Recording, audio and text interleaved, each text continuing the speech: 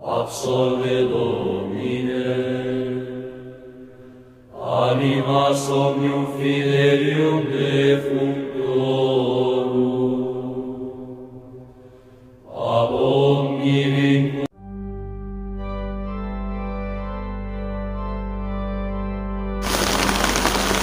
प्रिय भाइयों और बहनों, प्रभु यीशु मसीह के पवित्र नाम में आप सबको नमस्कार।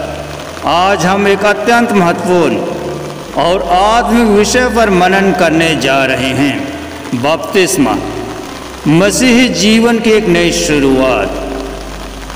बपतिस्मा केवल एक धार्मिक रिवाज नहीं है, बल्कि यह आत्मिक परिवर्तन, विश्वास की सार्वजनिक घोषणा और परमेश्वर के साथ नए संबंध में प्रवेश करने का पवित्र चिन्ह है।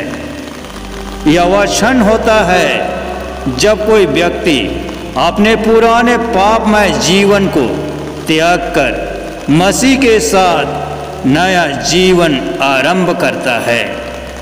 आज हम बाइबल के आलोक में यह समझने का प्रयास करेंगे कि मसीही विश्वास में बपतिस्मा का क्या महत्व है, बालक और वयस्क बपतिस्मा के बीच क्या अंतर है, और दोनों ही किस प्रकार परमेश्वर की अनुग्रहपूर्ण योजना में सहभागी हैं। आइए हम अपने हृदयों को परमेश्वर के वचन के लिए खोलें और आत्मा के माध्यम से यह समझें कि बपतिस्मा न केवल हमारे अतीत को धोता है, बल्कि भविष्य की एक नई यात्रा की शुरुआत भी करता है। प्रेमी भाइयों और बहनों, अब जब हम बपतिस्मा के विषय में परमेश्वर के वचन की ओर बढ़ते हैं, तो सबसे पहले हमें यह समझना आवश्यक है कि बपतिस्मा परमेश्वर की ओर से दी गई एक आज्ञा है और यह हमारे उद्धार, पहचान और मसीही जीवन की नींव से जुड़ा हुआ है। बपतिस्मा मसीही विश्वास की पहली सीढ़ी है। जो विश्वास करेगा और बपतिस्मा लेगा वह उद्धार पाएगा। मार्क 16:16। यीशु मसीह ने स्पष्ट रूप से कहा कि उद्धार पाने के लिए दो चीज़ें आवश्यक हैं, विश्वास और बपतिस्मा। बिना विश्वास के बपतिस्मा केवल एक रस्म बन जाता है और बिना बपतिस्मा के विश्वास की सार्वजनिक पुष्टि अधूरी रह जाती है। बपतिस्मा पुराने जीवन का अंत और नए जीवन की शुरुआत है। रोमियो 6:3-4 में वचन लिखा गया है, क्या तुम नहीं जानते कि हम जितनों ने मसीह यीशु में बपतिस्मा लिया, उन्होंने उसके मरण में बपतिस्मा लिया, ताकि जैसे मसीह मरे में से जी उठाया गया, वैसे ही हम भी नया जीवन बिताएं। यह वचन हमें बताता है कि बपतिस्मा केवल जल में डुबकी लगाना या जल का छिड़काव करना नहीं है। यह एक आध्यात्मिक मृत्यु और पुनरुत्थान है। जब हम बपतिस्मा लेते हैं तो हम पुराने स्वभाव को त्यागते हैं और मसीह के स्वरूप में एक नया जीवन आरंभ करते हैं। वर्तमान कलीसियाओं में विशेषकर दो तरह के बपतिस्मा का अभ्यास किया जाता है, बालक बपतिस्मा और वयस्क बपतिस्मा। बालक बपतिस्मा का विषय मसीही समुदाय में लंबे समय से विचार और विवाद का विषय रहा है। बाइबल में बालक बपतिस्मा के बारे में स्पष्ट आदेश नहीं है, लेकिन कुछ वचन और घटनाएं हैं जिनके आधार पर इसका समर्थन या विरोध किया जाता है। आइए हम बाइबल के वचनों के माध्यम से इस विषय को समझें। बाइबल में कहीं पर भी स्पष्ट रूप से यह नहीं लिखा गया है कि बालकों को बपतिस्मा दो, लेकिन ऐसे कई वचन हैं जो परिवार सहित बपतिस्मा या विश्वास के प्रतीक के रूप में बपतिस्मा की बात करते हैं। प्रेरितों के काम 16:15 में हम पाते हैं कि लुदिया नाम थुआथिरा नगर की एक भक्त महिला ने अपने पूरे परिवार के साथ बपतिस्मा लिया। घर में बच्चे भी सम्मिलित हो सकते हैं। इसी तरह प्रेरितों के काम 16:33 में हम देखते हैं कि फिलिपी नगर का जेलर और उसके सारे घराने ने बपतिस्मा लिया। इसमें शिशु या बालक होने की संभावना को नकारा नहीं जा सकता। यहूदी प्रथा और बच्चों की भागीदारी। यहूदियों में बच्चों को छठे दिन खतना कराते थे और यह एक वाचा की निशानी थी। उत्पत्ति 17:12। नए नियम में बपतिस्मा को नई वाचा की निशानी माना गया है। कुलुसियों 2:11-12 में प्रेरित पौलुस लिखता है, जिसमें तुमने मनुष्यों के हाथों से नहीं पर मसीह का खतना पाया, अर्थात शरीर के पापों को उतार डालने के द्वारा खतना हुआ और बपतिस्मा में उसके साथ गाड़े गए और उसी में उसके साथ जिलाए भी गए। खतना की तरह बपतिस्मा को भी वाचा का अंग मानने से बालकों का बपतिस्मा तर्क संगत लगता है। यीशु का बच्चों के प्रति प्रेम।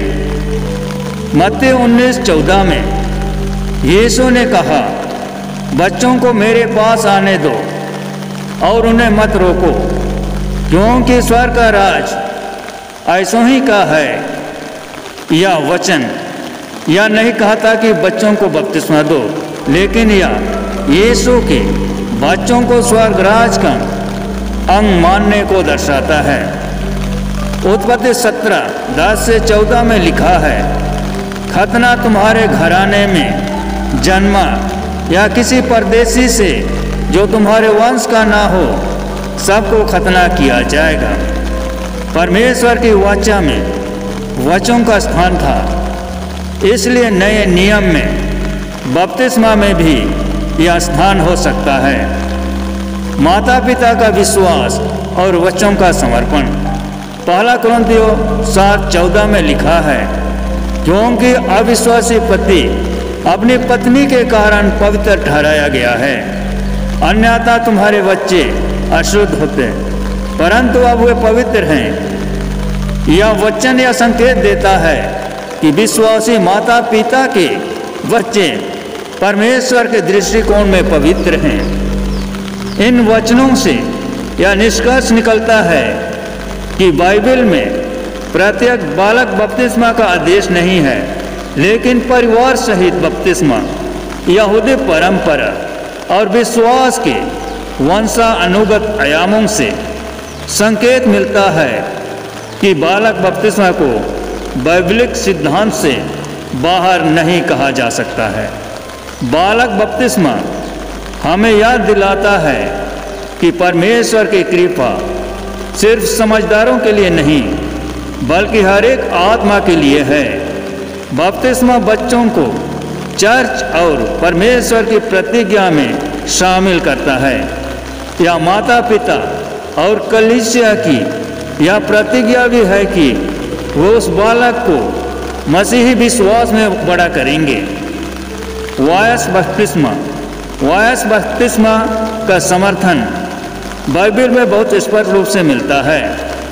नए नियम में बपतिस्मा सामान्यतः विश्वास और पश्चाताप के बाद लिया जाता है, जो एक जागरूक और समझदार व्यक्ति ही कर सकता है। इसलिए यह स्पष्ट होता है कि बाइबल में बपतिस्मा मूलतः वयस्कों के लिए था। आइए हम वायस बपतिस्मा के बारे में बाइबल वचनों के आधार पर विस्तार से समझें। यीशु मसीह स्वयं बपतिस्मा लेते हैं वायस रूप में। मत्ती 3:13-17 में हम देखते हैं कि यीशु गलील से जर्दन के पास यूहन्ना के पास बपतिस्मा लेने आया। लूका 3:23 बताता है कि यीशु ने लगभग 30 वर्ष की आयु में बपतिस्मा लिया। उन्होंने पहले अपनी पहचान और मिशन को स्वीकारा, फिर बपतिस्मा लिया। प्रेरितों के काम 2:38 में पतरस ने कहा, मन फिराओ और तुम में से हर एक यीशु मसीह के नाम पर पापों की क्षमा के लिए बपतिस्मा लो। बपतिस्मा मन फिराने के बाद आता है। यह निर्णय वयस्क ही कर सकता है। बपतिस्मा से पहले सुसमाचार को समझना और पश्चाताप करना आवश्यक था। प्रेरितों के काम 8:12 में फिलिप्पुस की बातों पर लोगों ने विश्वास किया। पुरुषों और स्त्रियों ने बपतिस्मा लिया। सुसमाचार को सुनना, समझना और स्वीकार करना ये वयस्कता की निशानियां हैं। प्रेरितों के काम 8:36 से 38 में हम देखते हैं कि उस देश की रानी कंदाके का मंत्री और खजांची फिलिप्पुस से कहता है, यहाँ जल है, क्या अब मैं बपतिस्मा ले सकता हूँ? फिलिप्पुस ने कहा, यदि तू सारे मन से विश्वास करता है तो हो सकता है। इस प्रकार विश्वास की पुष्टि के बाद ही उसे बपतिस्मा दिया गया। प्रेरितों के काम 9:18 में पौलुस ने प्रभु की आवाज़ सुनी, फिर पश्चाताप किया और फिर बपतिस्मा लिया। प्रेरितों के काम 10:47 से 48 में हम देखते हैं कि कोर्नेलियुस ने परमेश्वर की आत्मा को पाया, फिर विश्वास किया और बपतिस्मा लिया। बपतिस्मा एक आंतरिक परिवर्तन की बाहरी अभिव्यक्ति है। रोमियो 6:3 से 4 कहता है, क्या तुम नहीं जानते कि हम जितने मसीह यीशु में बपतिस्मा लिए हैं उन्हीं की मृत्यु में बपतिस्मा लिए हैं। यह वचन दिखाता है कि बपतिस्मा एक सचेत निर्णय है, आत्मा में मसीह के साथ मरना और नया जीवन पाना। बालक और वयस्क बपतिस्मा 2 मार्ग, एक ही मसीह अर्थात एक ही उद्देश्य है। जैसा कि इफिसियों 4:4 से 6 में वचन लिखा है, एक ही देह है और एक ही आत्मा, जैसे कि तुम्हारे बुलाए जाने में एक ही आशा है, एक ही प्रभु है, एक ही विश्वास, एक ही बपतिस्मा, एक ही परमेश्वर और सबका पिता है, जो सबके ऊपर और सबके बीच में और सब में है। यह वचन मसीह विश्वास की एकता और अखंडता को प्रकट करता है। जब पौलुस प्रेरित इफिसियों को यह पत्र लिखते हैं तो वे यह सिखा रहे हैं कि हम सब मसीह की एक ही देह यानी कलीसिया के सदस्य हैं, क्योंकि जिस प्रकार देह तो एक है और उसके अंग बहुत से हैं और उस एक देह के सब अंग बहुत होने पर भी सब मिलकर एक ही देह हैं, उसी प्रकार मसीह भी है। क्योंकि हम सब ने क्या यहूदी हो, क्या यूनानी, क्या दास, क्या स्वतंत्र, एक ही आत्मा के द्वारा एक देह होने के लिए बपतिस्मा लिया और हम सबको एक ही आत्मा पिलाया गया है। पहला कुरिन्थियों 12:12 से 13। जाति, भाषा, उम्र या रीति रिवाज अलग हो सकते हैं, लेकिन आत्मिक रूप से हम सब एक हैं। एक ही आत्मा या वही पवित्र आत्मा है जो बपतिस्मा के समय हम में वास करता है और हमें आत्मिक वरदान देता है। एक ही आशा, हम सब की आशा एक ही है, अनंत जीवन और मसीह में पुनरुत्थान। एक ही प्रभु, हमारा उद्धारकर्ता केवल एक है, यीशु मसीह जो सबका प्रभु है।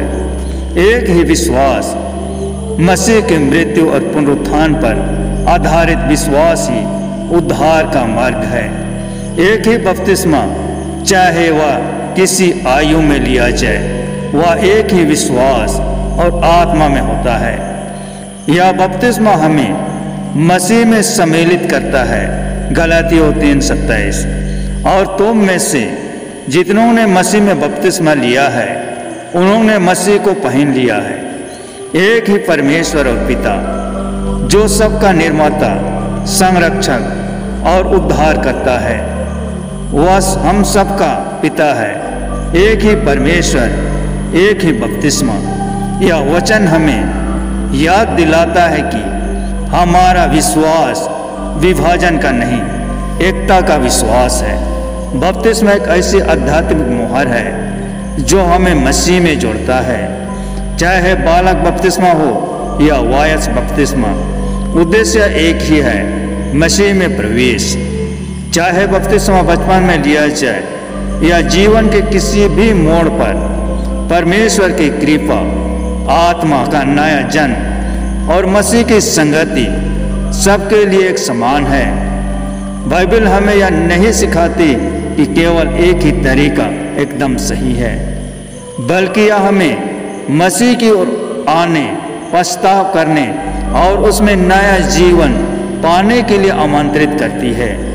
इसलिए हम में से जिन्हें बपतिस्मा मिल चुका है, वे अपने जीवन से इसका फल दिखाएं, और जो अभी तक नहीं लिए हैं, वे प्रभु की बुलाहट को गंभीरता से लें। आइए अब हम इस संदेश के साथ अपने जीवन की जांच करें और मसीह में अपने विश्वास को और भी गहराई से समझें। प्रिय भाइयों और बहनों, जैसा कि हमने आज परमेश्वर के वचन से जाना, बपतिस्मा केवल जल में डुबकी नहीं बल्कि आत्मा में डूबने की प्रक्रिया है। यह एक नई पहचान है जो हमें मसीह में एक नई सृष्टि बनाती है। 2 कुरिन्थियों 5:17।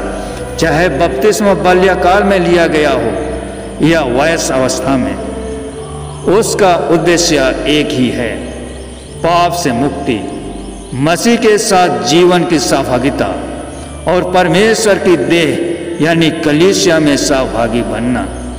बपतिस्मा हमारा अतीत को धोता है, वर्तमान को रूपांतरित करता है और भविष्य को आनंद जीवन की ओर निर्देशित करता है। जिसने मसीह में बपतिस्मा लिया, उसने मसीह को पहन लिया है। गलातियों 3:27। यह वचन हमें याद दिलाता है कि जब हम स्वयं में नहीं, मसीह में हैं। आज यदि आपने यह सच्चाई हृदय से स्वीकार की है, तो यदि आपने बपतिस्मा लिया है, उस प्रतिज्ञा को फिर से ताजा करें और मसीही जीवन में दृढ़ बने। यदि आपने अभी तक बपतिस्मा नहीं लिया है, तो यह प्रभु की ओर से आपको बुलाहट है। डरिए नहीं, आगे बढ़िए। बपतिस्मा एक अंत नहीं, एक शुरुआत है। वह राह जो हमें यीशु के साथ आनंद जीवन तक पहुंचाती है। आइए हम आज यह निश्चय करें कि हम मसीह में बपतिस्मा के योग्य जीवन जिए, ताकि हमारे जीवन से प्रभु की महिमा हो। धन्यवाद।